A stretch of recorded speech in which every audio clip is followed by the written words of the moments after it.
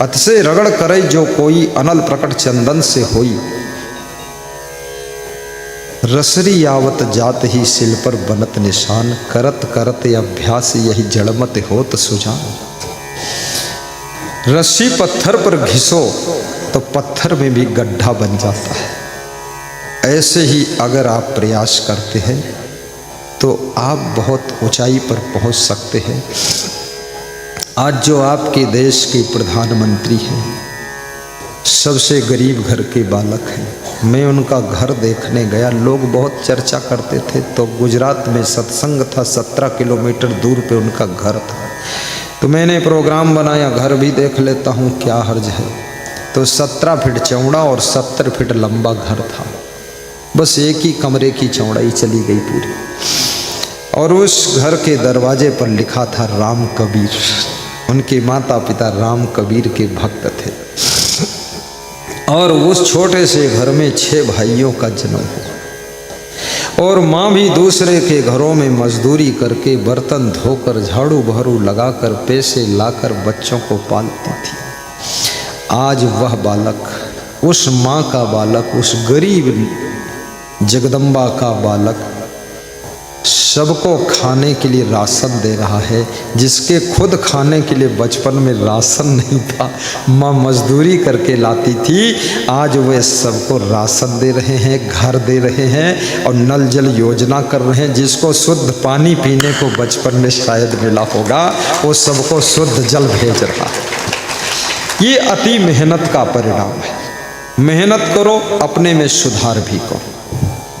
अपने को कभी परफेक्ट, इफेक्ट, सिलेक्ट, करेक्ट नहीं समझना चाहिए। अपने में कुछ कसर है, उसको दूर करना चाहिए। ये सोचना चाहिए और क्या संशोधन करूं, अपने अंदर और क्या करेक्शन करूं, किसी से क्या डायरेक्शन लूं। क्योंकि स्वयं का सुधार सबसे उच्च कोटि की साधना है और सफलता की सबसे श्रेष्ठ चाबी है। स्वयं की कमी को ढूंढ पाना कठिन है। कबीर साहब बहुत बड़ी बात कहते हैं कि बुरा जो देखन मैं चला, बुरा न मिलिया कोई, और जो दिल खो जाए अपना, मुझसे बुरा न हो। कबीर साहब कहते हैं दूसरों में बुराई ढूंढने चला, कोई बुरा व्यक्ति नहीं मिला। अपने भीतर झांक कर देखा तो मुझसे बुरा कोई दुनिया में है नहीं।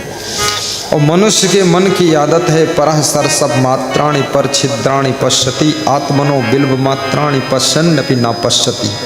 दूसरों में सरसों के समान छोटी छोटी कमियां होती हैं, दिखाई नहीं देती, फिर भी व्यक्ति गौर से देख लेता है। और स्वयं के अंदर बेल जैसी बड़ी बड़ी कमियां हैं, फिर भी दिखाई देती तो भी देखता नहीं है। जब तक तुम दूसरों की कमी देखते रहोगे, दूसरों में कमी देखने की आदत की कमी तुम्हारे अंदर है, इस कमी को भी दूर करिए। अपनी कमी को देखिए, दूसरों के गुणों को देखिए। जब दूसरों के गुणों को देखते हो तो दूसरों से प्रेम होने लग जाता है, और जब दूसरों की कमी देखते हो तो उनसे नफरत होने लग जाती है। और जब तुम्हारे अंदर प्रेम भरता है, तब सुख का जन्म होता, शांति का जन्म होता। बोलिए सद्गुरु भगवान की जय। गुणवान बनो, गुण के ग्राहक सहस्र नर, बिन गुण लहाई न कोई। जैसे कागा कोकिला शब्द सुनै सब कोई, शब्द सुनै सब कोई, कोकिला सबै सुहावन, दो को एक रंग काग सब भय अपावन। कौवा और कोयल का रंग तो एक जैसा होता है। कौवे के शरीर का साइज बड़ा होता है, कोयल का साइज छोटा होता है। लेकिन कोयल से लोग बहुत प्रेम करते हैं, कौवे से कोई प्रेम करता नहीं, क्योंकि कौवे को चंडाल पंछी चाणक्य ने कहा है। काकः पक्षीषु चांडाला, पशु नाम चैव कुक्कुरा, पापो मुनि नाम चांडाला, सर्वेषां चैव निंदका। पशुओं में चांडाल कुत्ता है, पंछियों में चांडाल कौवा है, और ऋषि मुनियों में चांडाल पाप है, और हमारे आपके सबके बीच में चांडाल वह है जो सबकी निंदा करता घूमता रहता है। निंदक को भी चांडाल कहा है चाणक्य ने। चाणक्य बड़े स्पष्टवादी थे और विदुर जी बड़े सत्यवादी थे। और जो ज़्यादा स्पष्ट बोलते हैं, सत्य बोलते हैं, उनको कष्ट तो उठाना ही पड़ता है। चाणक्य की भी बहुत पिटाई हुई और विदुर जी को भी हस्तिनापुर से बाहर निकाला गया। और कबीर भी बहुत सत्य बोले तो 52 बार उनकी भी कसनी हुई। ज़्यादा सत्य तुम घर में बोलो तो अकेले पड़ जाओगे, साइड हो जाओगे। थोड़ा मिला जुला सरकार चलाओगे घर में तो चल जाएगी, और ज़्यादा सत्य बोलोगे तो फिर खरा घर में तो खरभड़ हो ही जाएगा। थोड़ा लोगों की सहना भी कर पड़ता है, क्योंकि संसार में सब आप जैसे नहीं हो सकते, आप सबके जैसे नहीं हो सकते। इसलिए तालमेल बिठाने के लिए थोड़ा गम भी खाना चाहिए। एकदम खरा खर करोगे तो गड़बड़ बहुत होगा। बहुत बड़ी पार्टी को चलाने के लिए भी सब प्रकार के नेचर, लेक्चर, पिक्चर, स्ट्रक्चर वाले लोग होते हैं, उनको संचालित करना पड़ता, गम खाना पड़ता है। हाई कमान को भी गम खाना पड़ता है, बीच की कमान को भी गम खाना पड़ता है। गम खाए के बिना संगठन कोई चलता ही नहीं है, और प्रेम से ही संगठन चलता है। इसलिए याद रखना, गम खाकर अपने परिवार के संगठन को भी मजबूत कीजिए और सहनशीलता पूर्वक संगठन को आगे बढ़ाइए। और जहाँ संगठन है वहाँ सफलता है, जहाँ एकता है वहाँ उन्नति है, और जहाँ फूट है वहाँ लूट है।